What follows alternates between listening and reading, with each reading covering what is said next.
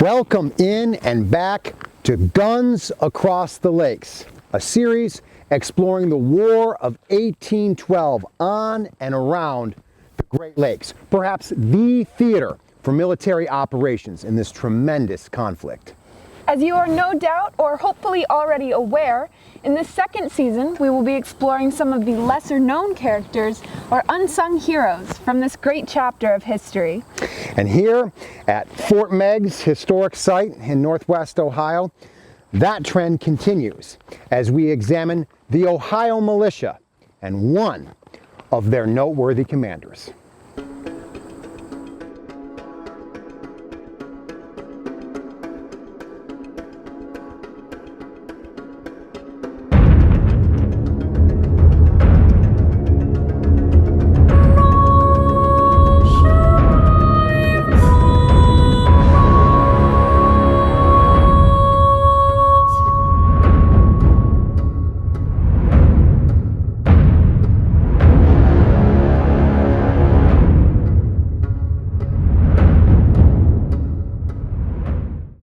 I'm standing outside mighty blockhouse number 6 on the south wall of Fort Meigs, what the soldiers in 1813 referred to as the rear line of their position on the Maumee River.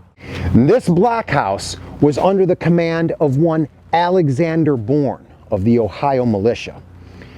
Bourne was a man who never intended to be a soldier, yet seemed to be the type that excelled at whatever life delivered him.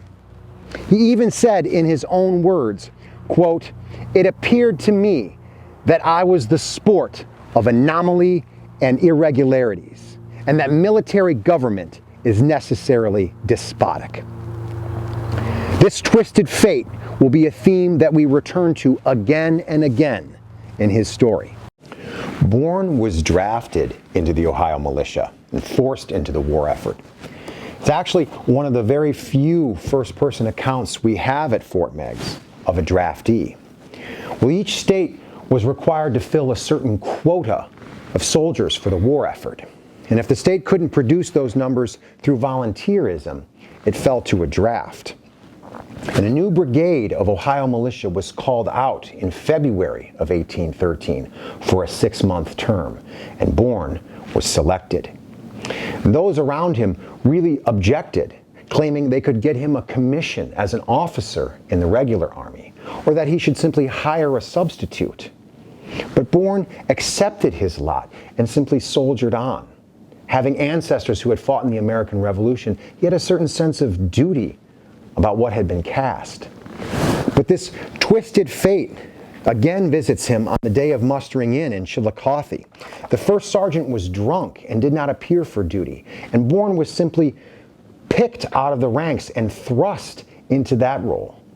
And 3 days later, on February 16th, he was suddenly appointed adjutant for the entire regiment of infantry.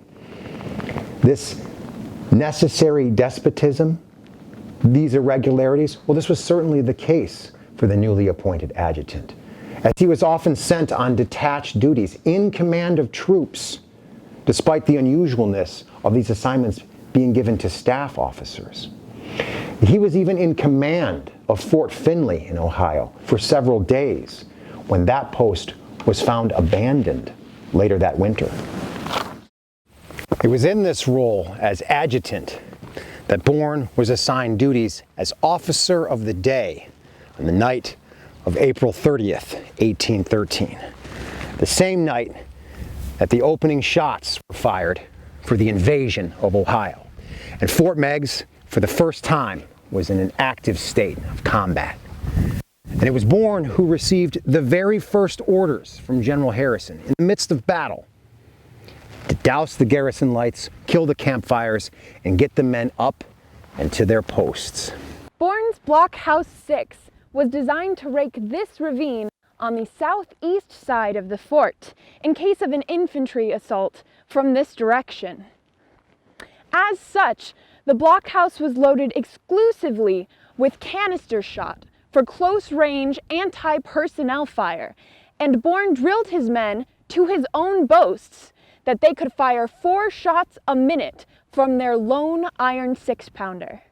That infantry assault never materialized, but the neighboring blockhouse, Blockhouse 5, managed to raise their gun to the upper story in order to target these British batteries, newly established in the East Woods. Before they could get the range, the British in these trenches had done such damage to Blockhouse 5 as to unlimber that raised cannon. It was Bourne who suddenly took command of 5, quickly remounted that gun, and opened fire. The first shot bounced harmlessly in the mud behind me. The second whizzed into the woods behind you. But the third silenced this battery for the rest of the afternoon.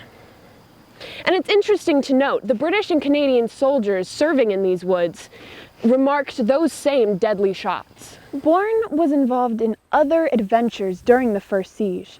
His men were ordered to dig this traverse just outside of their blockhouse. But the firing here was so intense that they refused to work. He was given an unlimited order of whiskey from the quartermaster in order to make his men insensible to the danger. The digging was completed in short order, without the loss of a single man.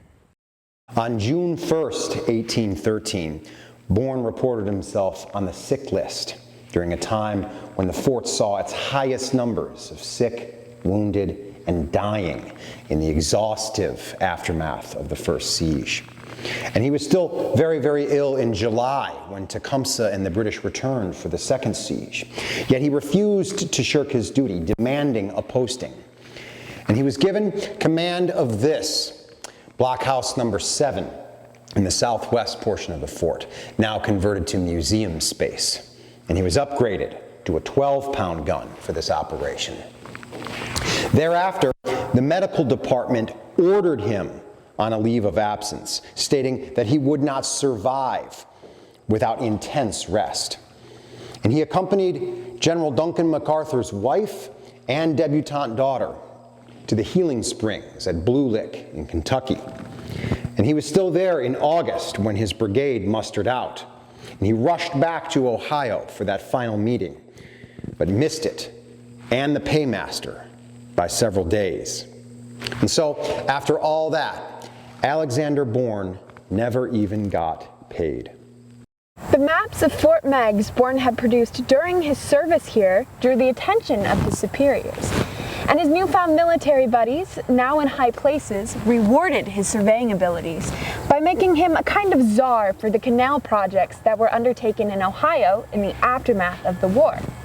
In 1816, the national government asked him to establish a new port on the Maumee River, and Alexander Bourne founded the city of Perrysburg, Ohio, where we stand now.